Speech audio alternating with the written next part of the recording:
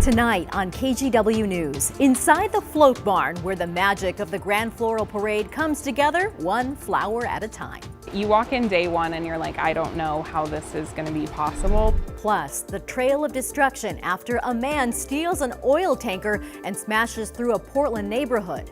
My wife's car got wrecked, but just a Monday in Portland. Then, remembering the legacy of beloved Blazers coach Rick Adelman. I think the players respected him because he had been a player. He knew the things that they had to go through. But first, a community comes together to grieve a mother, one of 3 people killed in Sandy. She's absolutely the most funnest person, and her laughter was contagious and fun. As the man, also accused of shooting a police officer, faces a judge.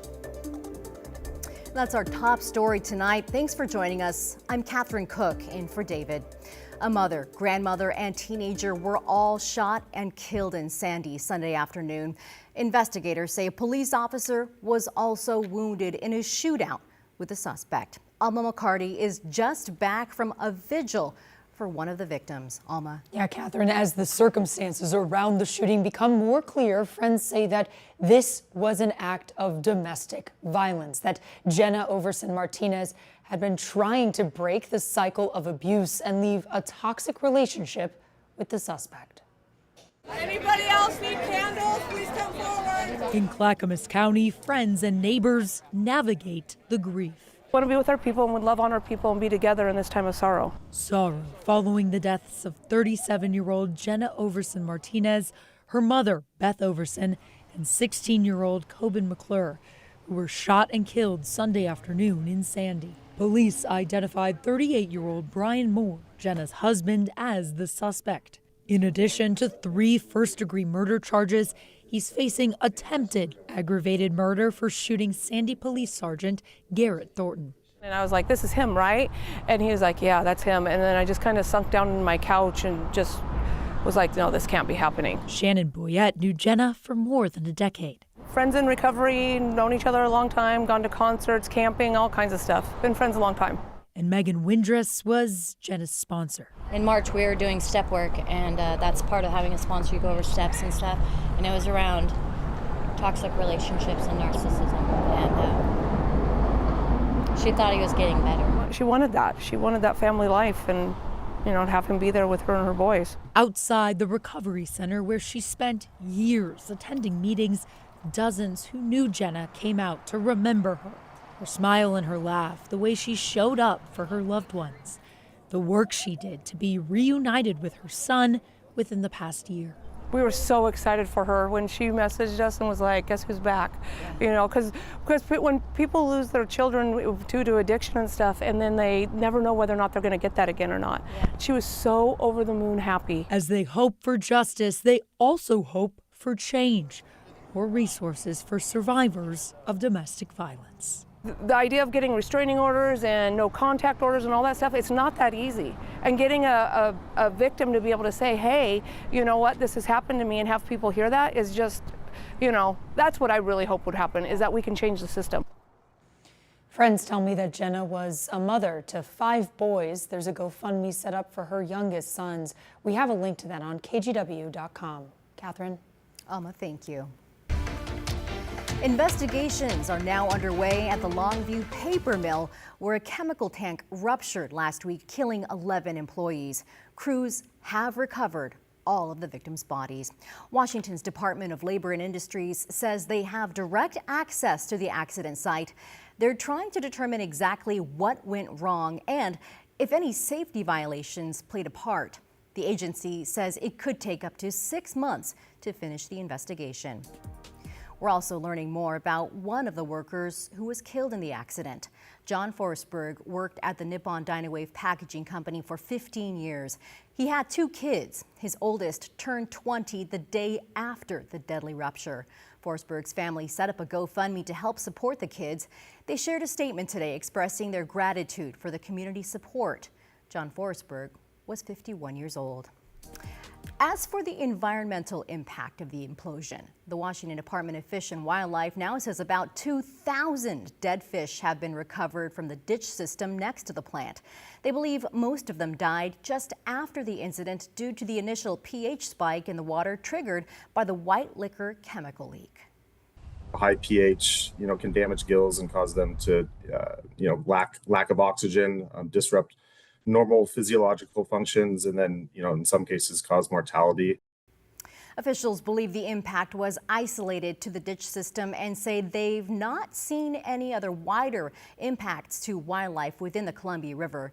pH levels in the ditch are now measuring at a normal level, with further monitoring continuing.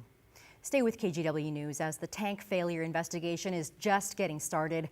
Whenever there's an update, you'll find it on all of the KGW platforms, including on air and online at kgw.com. Let's switch over to a live look now over downtown Portland tonight with a gorgeous Monday in the books. Chief Meteorologist Matt Zaffino is here with a look ahead. Hey, Matt. Hey, Catherine. Yeah, we started off the month of June in fine fashion, right? Just a clear sky, warm temperatures, and a great sunset, too, with a mainly clear sky.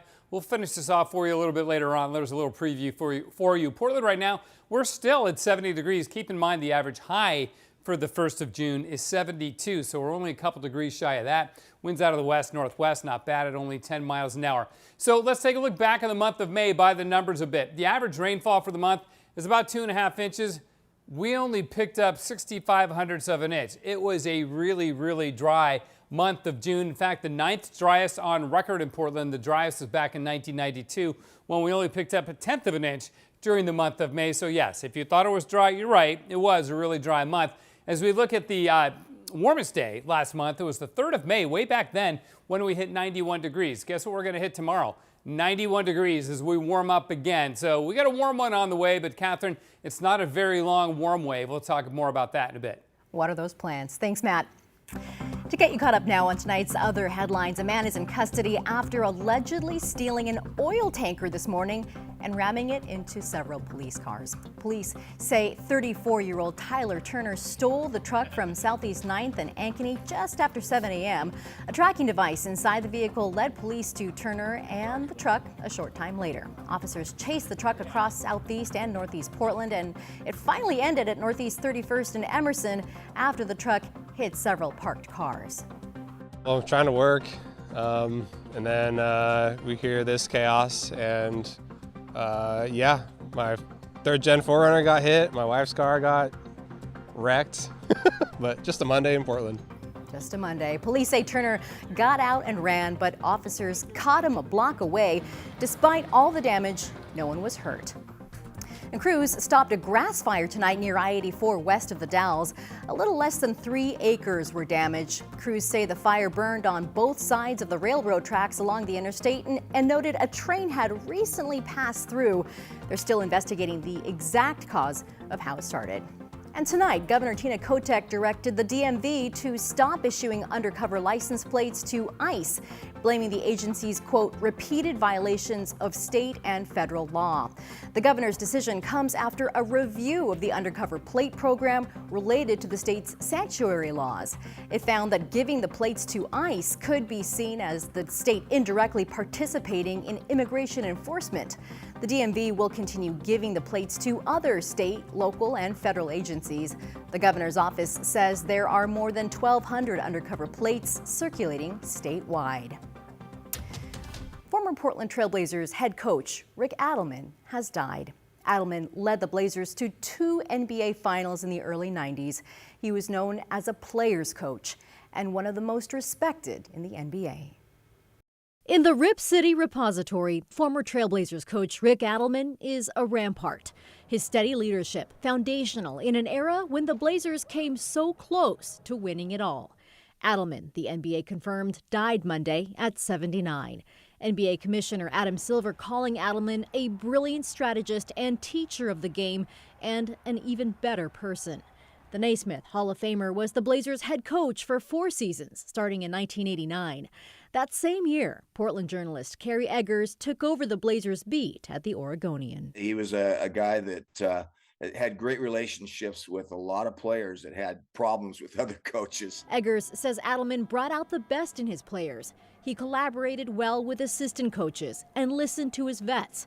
And he says he never made it about himself. And I think all coaches nowadays could learn from that, you know, if you're going to be successful, you need to have, especially your best guys, but even the guys at the end of the bench have to have respect and faith in you. And that Rick certainly had that during his time as a coach. And that's part of the reason he's in a Hall of Fame. Before coaching, Adelman played 8 seasons in the NBA, including 3 in Portland. In 1977, he launched his coaching career in Salem at Chemeketa Community College. 6 years later, he joined the Blazers as an assistant under head coach Jack Ramsey. Adelman coached 29 years in the NBA, including stints with Golden State, Sacramento, Houston, and Minnesota. In 1990 and 92, the Blazers lost to Detroit and Chicago in the finals, with all-stars like Clyde Drexler, Terry Porter, and Buck Williams on the roster. Adelman never won an NBA championship, but ranks 10th in league history with 1,042 wins. In a statement, the Blazers shared in part, Rick's basketball brilliance helped shape multiple eras of Trailblazers basketball, earning the respect and admiration of the basketball community and cementing his legacy. Several of Adelman's kids went on to coach basketball. That includes David Adelman, the current head coach of the Denver Nuggets.